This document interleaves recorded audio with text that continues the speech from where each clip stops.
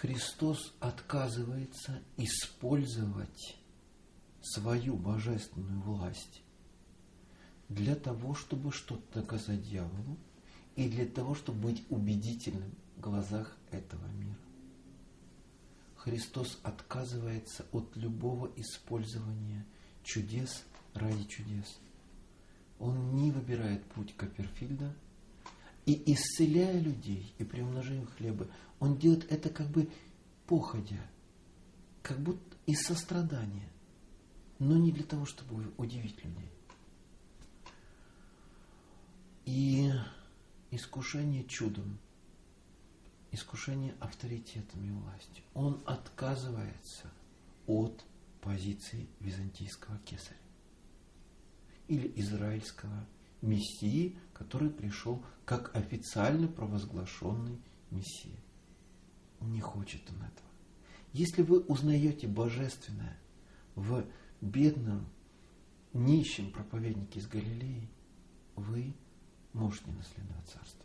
Но если вам нужны внешние авторитеты, церковная атрибутика, документы, преемство, да, но в простом человеке вы не узнаете, как вы можете быть гражданами этого царства. Земная церковь пошла по пути утверждения своей авторитетности в этом мире. И авторитет земной церкви для многих людей является аргументом в ее пользу. Но не таков путь Христа. Чудеса не творит, воцаряться не хочет. И никакой какой-то нездоровой мистики нет в нем. То есть он не описывает город, там золотой, у которого улицы. Это уже в апокалипсисе. Он не описывает неописуемое царство и ничего не говорит о том, какое там мироустройство будет, какое правление, что это по образу византийского царства небесное устроено, а не наоборот. Нет, он говорит, это внутри. Это внутренний порядок любви в тебе. Вот что такое небесное царство. Вход в небеса только через пространство человеческого сердца. Поэтому верующие люди очень часто различаются вот по какому признаку. Вот спросите верующего человека, где Бог? Есть люди, которые говорят, где-то там Бог. Это верующие в небесное царство, но они слово небо поняли буквально. Но есть люди, которые говорят, Бог, Он здесь. Бог это моя и глубина моей глубины. Это сердцевина меня. Бога потерять невозможно. Вот когда люди говорят, я потеряла Бога, я согрешила так, чтобы Господь от меня отвернулся. Это просто игры разума, друзья. Потому что Бог внутри. Мы просто теряем внимание. Мы ассоциируем себя с этим маленьким телом, с этим маленьким я, с нашим социальным я.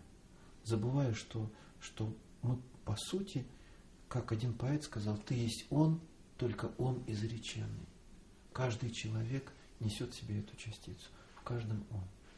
Вот. И в этом смысле, видите, важный момент, что Христос отказывается каким бы то ни было внешними аргументами и показывает, кстати, своим ученикам и своей церкви пример. Узнайте меня в нищем проповеднике из Галилеи. И этого достаточно. Мне кажется, верующих людей от неверующих отличает от внешне религиозно, скажем так, отличает вот это внутреннее чувствование правды. Христос был потрясающе живым. Он был, по сути, действовал из настоящего потрясающе глубоким. На эту глубину отзывалась глубина в других людях. Люди, ориентированные на социальные авторитеты, не могли не увидеть ни Бога, ни Мессию. Поэтому давайте ориентироваться не на социальные авторитеты, не на внешние авторитеты, не на чудеса и знамения. Иногда мне говорили люди, батюшка, вы знаете, в таком-то монастыре, там такие чудеса, там иконы мироточат, поехали туда, и там старец такой чудотворный. Мне вспоминает слова Христа. Кто ищет чудес и знамений?